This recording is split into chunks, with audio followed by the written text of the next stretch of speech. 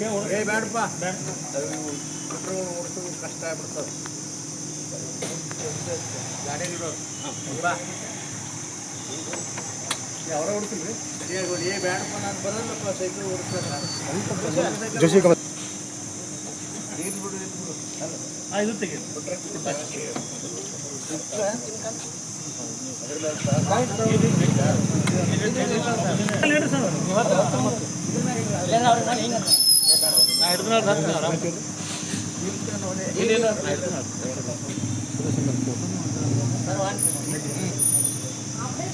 ಬರ್ರಿ ಅಲ್ಲೇ ಬರ್ರಿ ನಡಿ.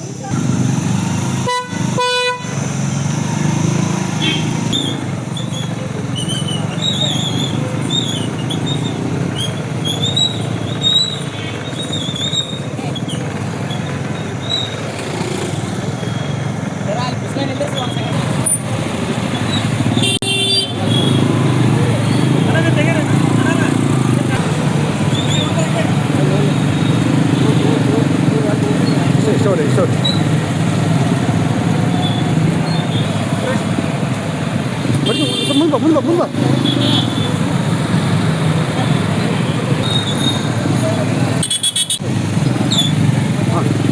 ಅಪ್ಪು ಸೈಡ್ ಬಾ ಹಾಂ ಮುಂದೆ ಹೋಗ್ಬೇಕಾ ಮಾಡ್ತಾ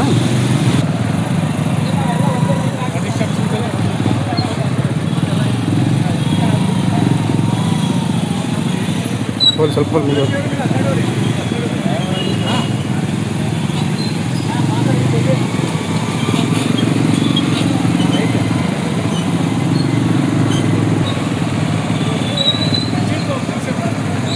ಸ್ಲೋ ಮಾಡು.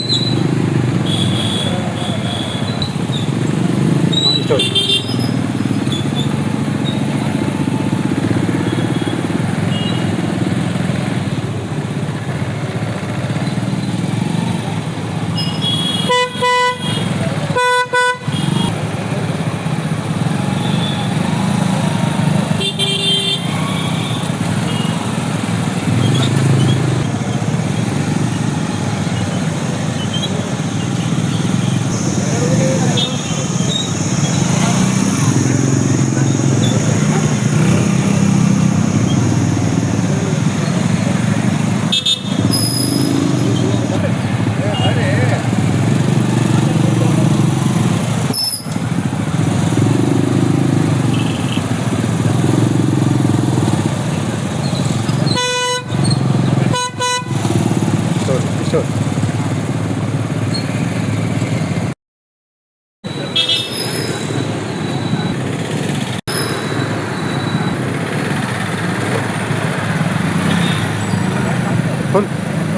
ಹಾಂ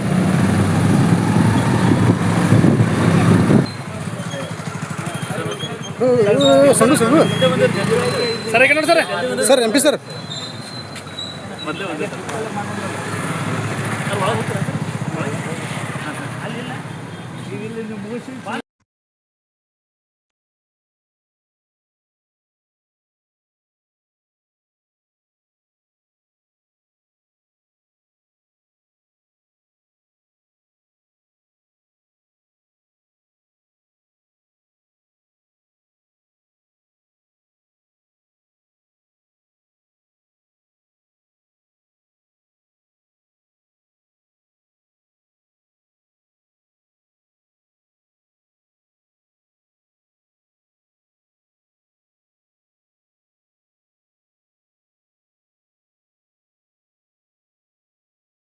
ಆರಂಭ ಆಗಬಹುದು ಅನ್ನತಕ್ಕಂಥ ಹಿನ್ನೆಲೆಯಲ್ಲಿ ನರೇಂದ್ರ ಮೋದಿಯವರು ದೇಶದ ಜನರಿಗೆ ಒಂದು ಸಂದೇಶ, ಅದು ಯಾವ ಸಂದೇಶ ಅಂದ್ರೆ ಈಗ ಪೆಟ್ರೋಲ್ ಡೀಸೆಲ್ನ ವೆಚ್ಚವನ್ನು ಕಡಿಮೆ ಮಾಡಿರಿ, ಬಂಗಾರಗಳನ್ನು ಖರೀದಿ ಮಾಡೋದು ಒಂದು ಸ್ವಲ್ಪ ಮಿತವ್ಯಯವಾಗಿ ಖರೀದಿ ಮಾಡಿರಿ ಅಂತಕ್ಕಂಥ ಸಂದೇಶವನ್ನು ಈ ದೇಶದ ಜನರಿಗೆ ಕೊಟ್ಟಾರ.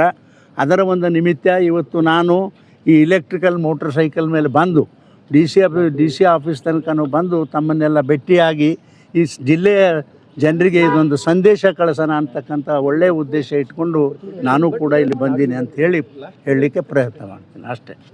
ಇದನ್ನು ಕಾಂಗ್ರೆಸ್ನವರು ವಿರೋಧ ಮಾಡಿ ಟೀಕೆ ಮಾಡ್ತಿದ್ದಾರೆ. ಬೇಕ್ರಿ ನೋಡ್ರಿ, ಕಾಂಗ್ರೆಸ್ನವರು ಹೊಟ್ಟಿ ಕಿಚ್ಚ ಅಂತಾರಲ್ಲ, ಹೊಟ್ಟಿ ಕಿಚ್ಚ ಅಂದ್ರೆ ಗೊತ್ತಾಗ್ತದಲ್ಲ ನಿಮ್ಗೆ. ಕಾಂಗ್ರೆಸ್ನವರು ಹೊಟ್ಟಿ ಕಿಚ್ಚ, ಅವ್ರಿಗೆ ಏನು ಬಿದ್ರೂ ಮೋದಿಗೆ ಏನೂ ಮಾಡ್ಲಿಕ್ಕೆ ಆಗಲಾಗ್ಯದ. ಅದಕ್ಕೆ ಕಡೆಗೆ ಹಿಂಗೇರೆ ಹೇಳಿ ನಾವು ತೀರಿಸ್ಕೊಳ್ಳೋಣ ಅಂಥೇಳಿ ಹೊಟ್ಟೆ ಕಿಚ್ಚಿಗಾಗಿ ಅದನ್ನೆಲ್ಲ ಮಾಡ್ಲಕತ್ತಾರ. ಮುಂದಿನ ದಿನಮಾನಗಳಲ್ಲಿ ಈ ದೇಶದಲ್ಲಿ ಕಾಂಗ್ರೆಸ್ದ ಅಸ್ತಿತ್ವ ಉಳಿಯೋದಿಲ್ಲ ಅಂತಕ್ಕಂಥದ್ದು ವೈಯಕ್ತಿಕ ನನ್ನ ಅಭಿಪ್ರಾಯ. ಯಾಕಂತಂದರೆ ಅಲ್ಲಿ ಲೀಡರ್ಶಿಪ್ ಇಲ್ಲ, ಅಲ್ಲಿ ಎಲ್ಲರೂ ಬಿಟ್ಟು ಹೋಗ್ತಾ ಇದ್ದಾರೆ ಇವತ್ತು ಕಾಂಗ್ರೆಸ್ಸು. ಅದೇನು ಗಾಂಧಿ ಮತ್ತು ನೆಹರು ಕಾಲದ ಕಾಂಗ್ರೆಸ್ ಇತ್ತು, ಅದು ಮುಣಿಗೆ ಹೋಗ್ಯದ. ಇದು ನೋಡಿರಿ, ಇದು ಸೆರೆಟ್ ಹಾಕೊಂಡು ಬರೋದು ಕಾಲನ ಇದು. ಒಬ್ಬ ವಿರೋಧ ಪಕ್ಷದ ನಾಯಕ ಪಾರ್ಲಿಮೆಂಟ್ನಲ್ಲಿ ಈ ಹೊಂಗಳ ಹೊಟ್ಟಿ ತೋರಿಸ್ಕೊಂಡು ಬರ್ತಾನೆ. ಇವು ಮಾನ ಮರ್ಯಾದೆ ಬೇಡ ಅವ್ರಿಗೆ. ಅವ್ರ ಅಜ್ಜ ಹಿಂಗೆ ಇದ್ದ, ಅವ್ರ ಅಮ್ಮ ಹಿಂಗೆ ಇದ್ದ. ನೋಡಿರಿ, ನಾಚಿಕೆ ಬರ್ತಕ್ಕಂಥ ಕೆಲಸ ಇವ್ರು ಮಾಡ್ಯಾರ. ಅದಕ್ಕೆ ದೇಶದಾಗ ಜನ ಎಲ್ಲ ಬ್ಯಾಸತ್ತು ಕಾಂಗ್ರೆಸ್ನವ್ರು ಬಿಟ್ಟು ಬೇರೆ ಬೇರೆ ಪಕ್ಷಕ್ಕೆ ಹೋಗ್ತಾ ಇದ್ದಾರೆ. ಇನ್ನು ಮುಂದಿನ ದಿನಮಾನಗಳಲ್ಲಿ ಕಾಂಗ್ರೆಸ್ ಈ ದೇಶದಲ್ಲಿ ಬರೋದಿಲ್ಲ, ಸತ್ಯಾನಾಶ ಆಗಿ ಹೋಗ್ತದೆ ಅಂತ ಹೇಳ್ಲಿಕ್ಕೆ ಬಯಸ್ತೀನಿ. If you like this video ಬೇಗ ಲೈಕ್ ಮಾಡಿ, ಕಾಮೆಂಟ್ ಮಾಡಿ, ಶೇರ್ ಮಾಡಿ ಹಾಗೂ ಯೋಯೋ ಟಿವಿ ಕನ್ನಡವನ್ನು ಸಬ್ಸ್ಕ್ರೈಬ್ ಮಾಡಿ.